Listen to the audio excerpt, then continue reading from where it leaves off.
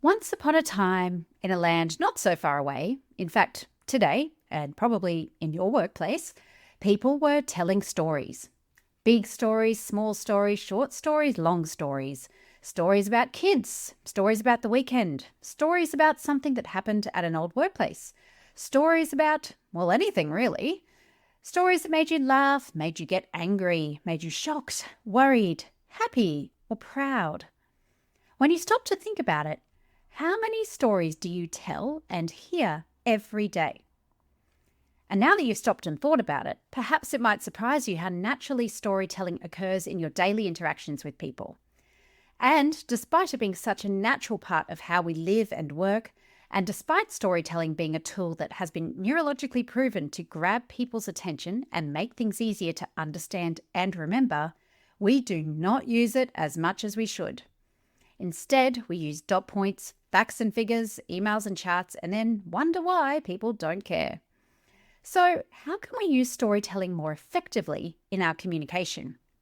Well, that's what today's guest discussed with me for this episode of Less Chatter, More Matter. Soundari Mukherjea is a distinguished business storytelling coach, a TEDx speaker, leadership consultant, and a dynamic facilitator, renowned for her unique ability to weave the power of storytelling into the fabric of business communication. With a diverse international portfolio and a rich background spanning over 30 years in finance, operations, banking, and entrepreneurship, she excels in deepening client engagement and fostering strong relationships across sectors, including banking, consulting, and legal firms.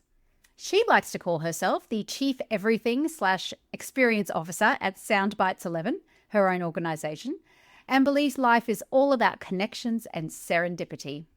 Her big, hairy, audacious goal is to help leaders and teams drive business outcomes, build a personal brand, and be more human at work through storytelling. And her expertise in behavioral skills programs has made her a very sought-after figure in professional circles. When she's not working with clients or chatting with her children, family, or friends, or reading books, you will find her on the tennis court or working a pottery wheel. She is a woman of many talents. And as you will hear in today's episode, she's so talented at just weaving stories into every discussion she has. She tells so many stories in this short conversation.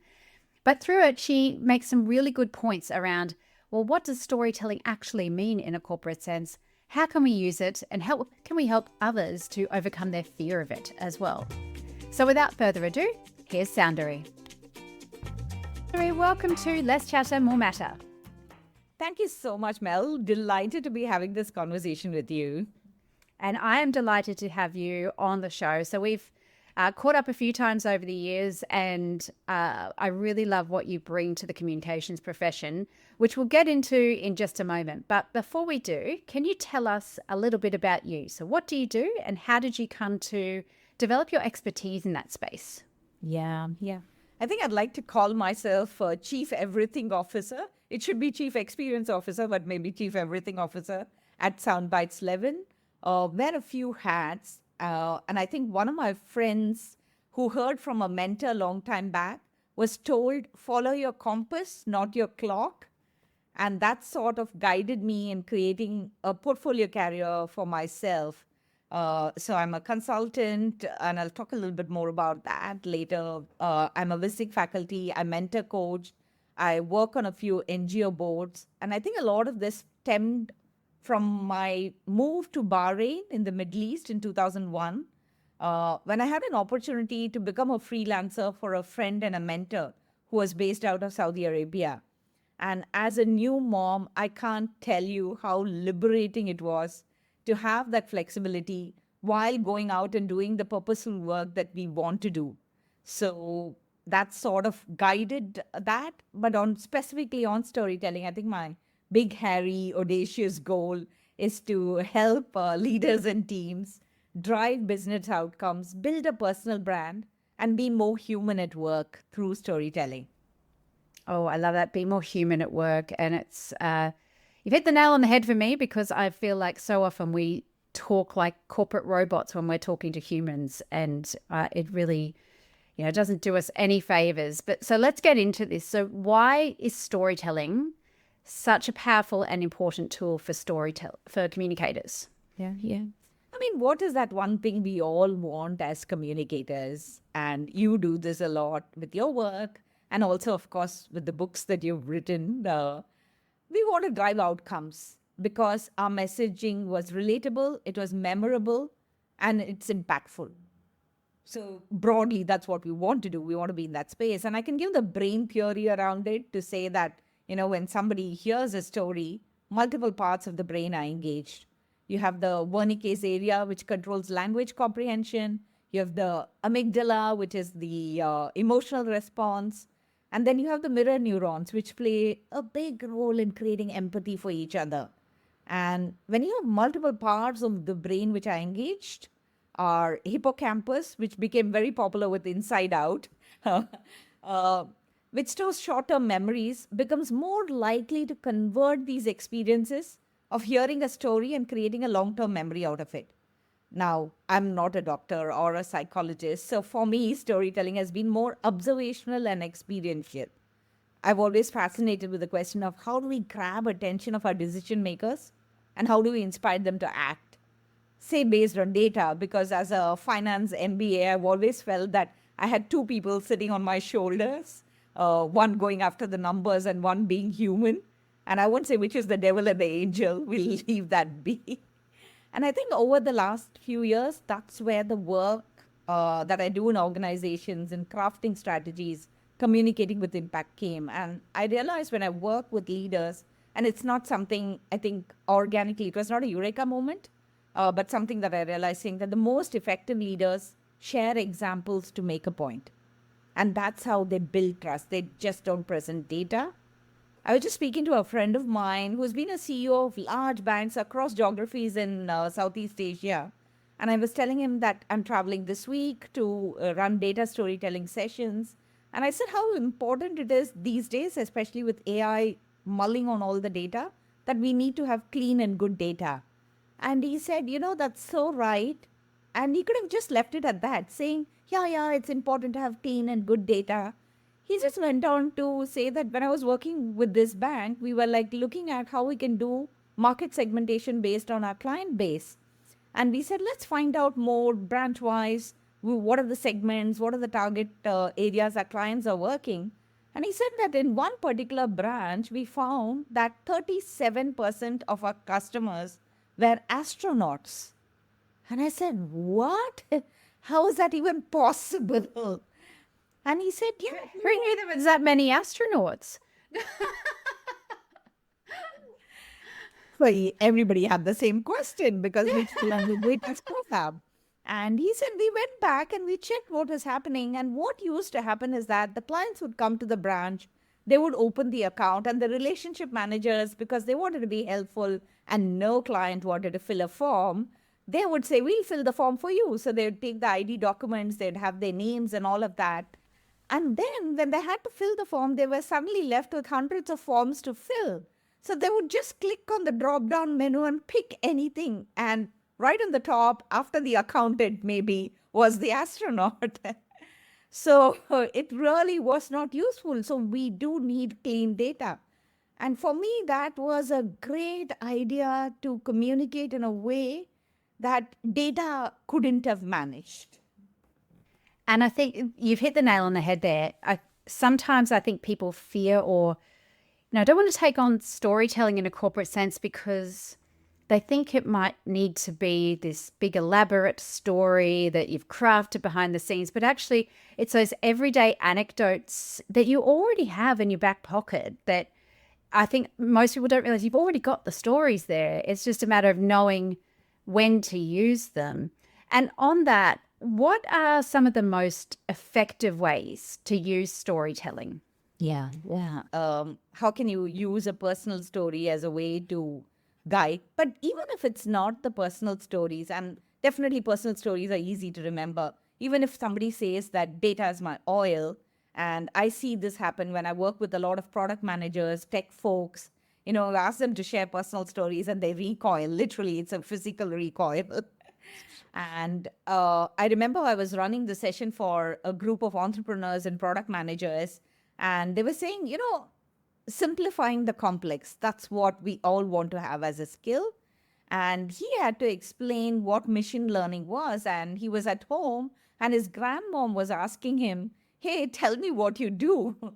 And going and having to, he's saying, I had to go and explain what is machine learning to my grandmom. Not that she cannot understand technology, but I wanted to communicate in a way that it's simple. And he said, it's like how a machine takes something and learns and reiterates and keeps building on that learning. And it's like almost like grandmom, it's like how you would try a new recipe. You would make it for us and we would eat and we'd all taste it and say, oh, a little bit more salt, oh, a little less of the masala or something like that. And then you would refine it. And you are learning from that process. And I thought that was a great way to take a complex topic and make it really simple by using an analogy or a metaphor. So I think everywhere where it need not be personal story, it could be stories of your clients, the delight that they derived from your product. It could be a story of how things went wrong and how you helped turn things around. It could be how your product was invented, or it could be just something that you wanted to share a lesson or a point. And maybe I can give you one. A lot of the times when we work with, especially with startups and entrepreneurs, we are trying to tell them that, you have to look wider for talent instead of looking at a simple route. Don't look just close by, look wider, look for cross connections. Literally, having that M kind of a thing of interconnecting ideas and all of that. And you can keep telling about it, but it doesn't register. So I remember, I think this was, I'm now blanking out who said this in a podcast, but they talked about General Electric in 2013. They said that, we are GE, we are trying to work on complex problems. And one of the things that they were trying to work on was how to get the weight out of a fastener that fastens an aeroplane engine to the wing of a plane. Now, in a plane, if you take out the weight of anything, you save fuel. And so over the life of a plane, if you actually reduce the weight by like 70 to 80%, you save an enormous amount of money. But GE said, of course, we can solve this problem maybe by just getting our engineers to work. But why do we need to just look inward like this? We live in a world where we can take the brains of anybody and figure this out. So they posted this as an engineering problem in an engineering site called GrabCAD. And they created a contest. And they announced $7,000 for the winner and who in the world can take the most weight out of the fastener. That was the problem statement. And they said, we will give you access to GE's facilities. You can create things there and all of that. The 10 finalists who came, none of them were American. None of them were aeronautical engineers. The final winner, who took out 80% of the weight of the fastener, was a 21-year-old from Indonesia, a guy called Arni Kurniawan. And he managed to create that. And then they took that and created a 3D model and tested it out. So when we look very narrow and limited, we may not find what we want. And that could be a great example to share for organizations which are looking for projects or cross-collaborate. Look across generation, look across locations, and how can we create that? So I just... Yeah.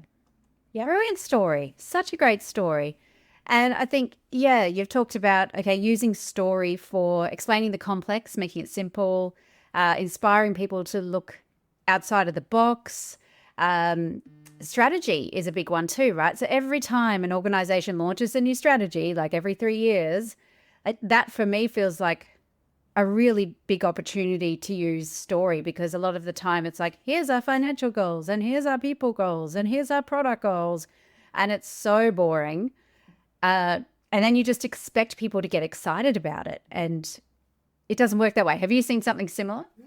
And especially, I think, when you have a 30,000 feet view on what the strategy is, say an organization which says, we want to be the most digitally transformed company in the world.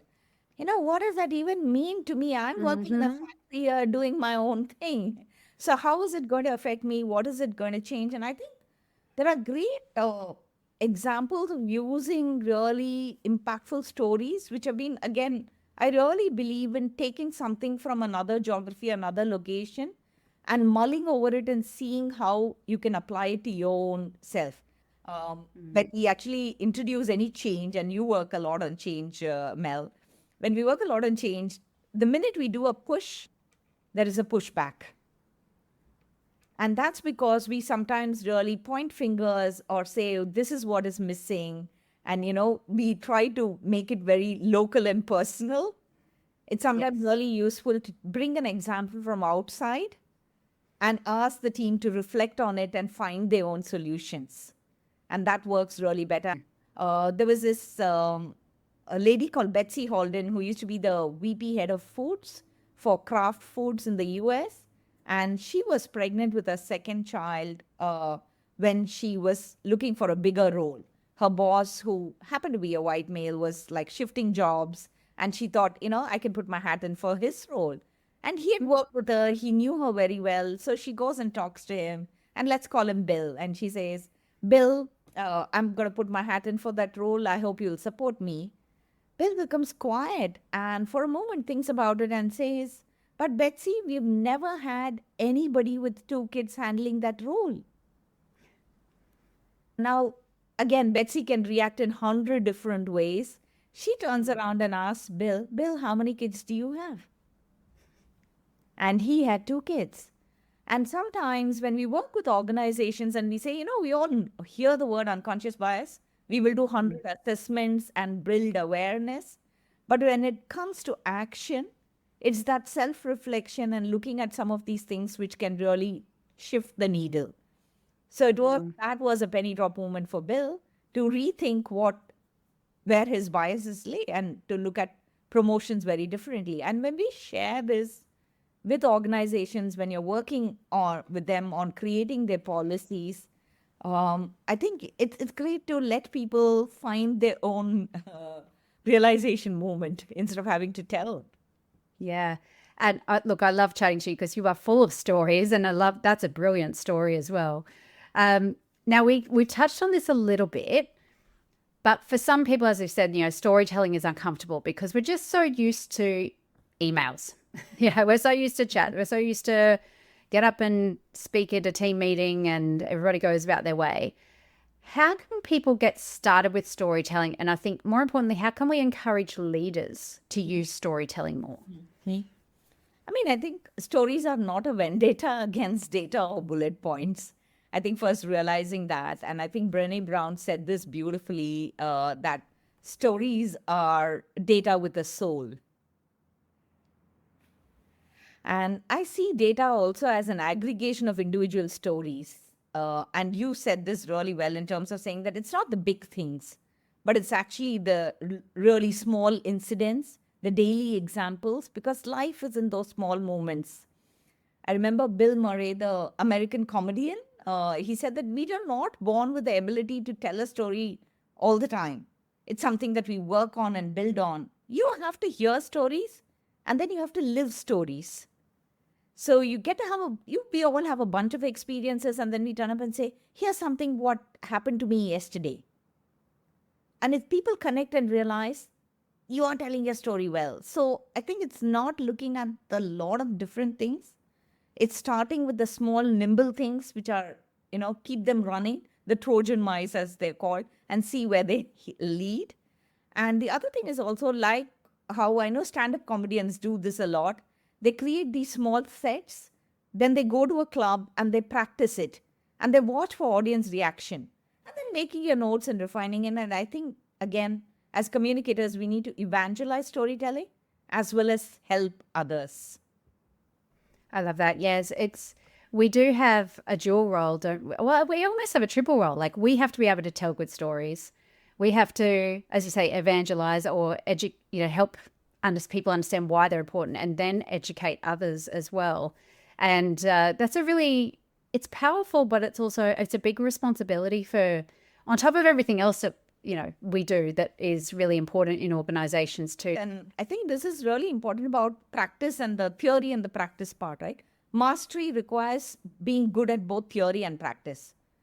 Well, you can pick up the theory from a whole lot of places. For instance, I share videos every Thursday on how can you use storytelling in a context. You have your podcast, lot of good things that we can hear from leaders, articles and all of that. But then it comes to the practice. You have to say it. And if you're stuck at that point where you're struggling to convert both, I would say, I mean, hint, hint, but get a coach. So not just for yourself, but also for your team. So you can all grow your storytelling muscle and be each other's buddies in the process. That's a really good point, actually. And, none of us are born excellent communicators. Like everything we learn. We learned how to walk, we learned how to talk, we learned how to write and those things. Like, this is something you have to practice. And I think the enemy of progress is perfection, right? So if you think you've reached perfect, well, you've stopped learning. So progress is where the magic happens. And find those supportive places where you can practice this, and find those coaches if you feel like you need that one-on-one support. And there's plenty of online groups and all those sorts of places where you can get advice for free. You can learn for free, like your LinkedIn videos every Thursday. That's all free. You put that value out there. So I love that. Thank you so much. Okay, last question. AI. It's everywhere. There's a lot of communicators out there who went, it's worried it's going to take my job. I have my own views on that. But in what ways do you think we could use AI to enhance storytelling, or even just help people get started with storytelling? Yeah, no, it's a great point. And I really wonder about this because I think we're all straddling that balance between being AI cautious and AI curious. At a very base level, it can be a great co-pilot to help you craft your messaging, but the voice has to be yours because your voice is what builds trust.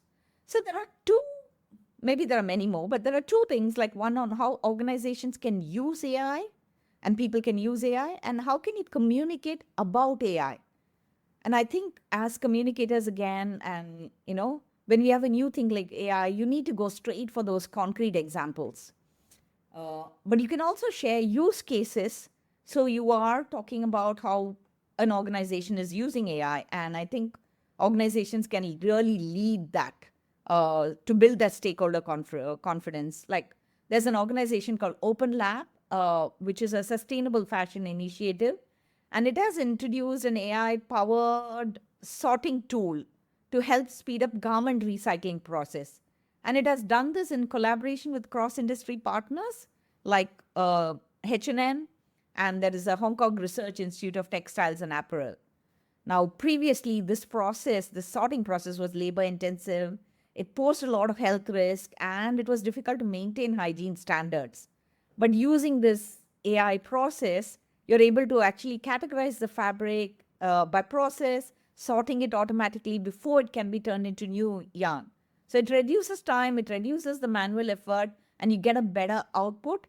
But humans are leading this, and sharing examples like this can sharpen the use cases and help organizations really learn from each other. And you build trust with the stakeholders instead of saying, it's going to take off my job. And there are no extremes. It gives us an idea of how we can use this as our tool to drive outcomes. I love that story. And if I may add, like I've used AI to help just get ideas started as well with storytelling. So, for example, let's say I'm working on a new strategy for a client. They're rolling that out to their organization. Going into something like Google Gemini and saying, this, let's say, for example, this company is an insurance company and they've got a new 5-year plan. What is a good analogy for a company in this industry that has a new 5-year plan? Not putting in all the sensitive details, of course, and just seeing what it comes back with. Sometimes it's like, it's like building a ship, or it's like, climbing a mountain and whatever it might be. But for people who are really stuck, it's just a great place to get those creative juices flowing, I think, rather than doing it all for you, but at least get you start thinking about analogies and metaphors. And also it's a great search engine in a way. Absolutely. I think we have limited resources and we have limited time. If Maslow were to redo his hierarchy, time would be right on top, right? So definitely for that. And I think we tend to add on things to what we have to do. This really helps us think at scale. And then filter and look at what we need to use for what specifics, for sure. Yeah, love that. Well, I have 3 questions that I ask every guest on the podcast. Are you ready for those? Yes. All right, let's go. What is one of the best communication lessons you've ever learned, and how did it change the way you approach communication? I think this was Marshall Gans in 2007. He talked about stories being very specific. Evoke a very particular time, place, setting, mood, the sound, the texture, everything. So the more you communicate this specificity, the more power your story will have to engage others. And it's actually the specificity of that experience that brings an insight. And I saw this at play. I knew this again theoretically. During COVID, I was working with an NGO in the interiors of Tamil Nadu, where I was talking to students, teachers, and parents about creativity and innovation, how to keep it going. I was really thrilled to have that opportunity, to have that reach there, sitting here in Hong Kong, being able to do that work, which was closer to my hometown. And I mentioned about something about my father and a particular village that he originally came from, and how he moved from there, and what are some of the things that he did. And at the end of the conversation, one of the teachers in that group said, I am from that village. I know exactly what you're talking about. And I was blown away, literally. And so for me, that specificity has built so many serendipitous connections. And I think we don't do that enough. We tend to talk on the layer, on the surface. I think it's really important to be specific. And that's a really good point. Apart from specificity, also helps us visualize things more clearly and therefore connect with, instead of just saying, well, I walked down the street, and saying, I walked down the dusty road. We can see that more in our mind and connect with the story. But also there's some behavioral science research around the value of using specific numbers and specific words in terms of building trust and credibility as well. So that's a really good lesson to learn. Thank you for sharing. Next question. What's one thing you wish people would do more of or do less of when communicating? Maybe I'll start with a less of. I wish people will talk less about stories and actually share stories. But and more of is definitely the practice. We know the power of stories to help us think differently, feel differently, act differently, but it's so understated. Like you mentioned, actually, and I was thinking about it. When we were kids, school kids, and we learned a new word, we would get so excited and we would use it immediately in a sentence and wait for audience reaction and all of that. And I think we can use stories in a business context in exactly the same way. We all listen to a lot of stories. We have a lot of experiences. We need to try it out. Of course, in a business context, we need to keep it really crisp. And that's where, again, the practice really comes from. If I was sitting in a bar with you, I could tell the same G example as like a 5-10 minute long, add all the details. But when we're talking to CEOs and when you're talking to teams and stakeholders, we need to get the gist of the message in. And that requires practice. Yeah, I love that. I could talk to you all day about this stuff, but I won't, because then we'd be talking about storytelling like you just said instead of doing it. Last one. Who do you turn to for communication advice? Oh, I like to think that I have this personal board of advisors. They've been like voluntold into those positions. So they're all there. So at a very basic level, of course, it's books, like things like, I love Morgan Housel's blog. Which he writes called Collaborative Fund. So many examples and stories. And he's talking about finance. So that I really like that subject. But it also talks about it with historical examples and stories. And I just, I'm blown away by that. So books like that, for instance, sometimes even in Economist, where they will say that, we are following a strategy, investment strategy, which is like the baseline play of Beyond Board or something like that. So, a lot of places. Friends from IABC for sure. And I'm saying IABC as a name, but I think it's friends that I've met through IABC, with whom I do have a lot of discussions. This conversation was so clarifying in my mind, as I was saying. We have a huge TEDx Tinha women community that I'm part of, where I'm part of the curation team. So I'm a TEDx coach and recently did a TEDx speech as well, which I'm like really thrilled to tick off in a way. So there's so many in that community that, I can just, they're literally in a way available on tap, respecting their time, of course. But Yes. I think some of these really work for me. Oh, look, I totally agree. It's learning from by osmosis in a way, isn't it? Like, you listen to podcasts, you read blogs, you see what people are sharing on LinkedIn, and then just having those people you can reach out to and just go, look, can I just test something with you? Or have I got the right idea here? Or am I making stuff up? Like, those little sense checks as well, I think are so important just to have that community, especially when, like me, you largely work by yourself and you need that community around you. Well, Soundari, thank you so much for being on the show today. If people would like to learn more about you and get in touch, how can they do that? Yeah, no, thank you for this conversation. I mean, it was one of those crisp, happy conversations. I think the best way to reach out is on LinkedIn. Pretty active on LinkedIn. Perfect. Well, again, thank you so much. Lovely to have you on the show. Thank you so much, Mel, and look forward to continuing our conversation offline as well. Me too.